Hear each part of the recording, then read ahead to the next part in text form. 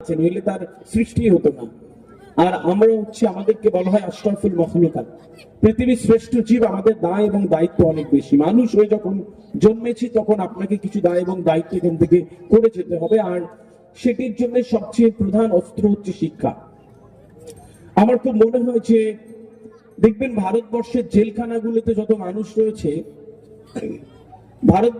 তার 96% ইলিটারেট, অশিক্ষিত।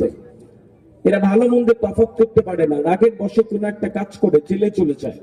ওরা ভালো মন্দ তফাৎ করতে পারে না, বিধায় জেলে থাকে। আপনি দেখবেন না যে একটা হিউজ পার্সেন্টেজ অফ পিপল, অর্থাৎ মানুষ যারা জেলে রয়েছে তারা বিরাট শিক্ষিত আছে, নেই বলছি না, তারা অনেক কম।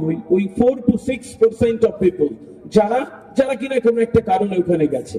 সুতরাং এই ভালো আর মন্দের তফাৎ আপনাকে করতে গেলে আপনাকে সবার আগে শিক্ষাটাকে নিতে হবে। আপনি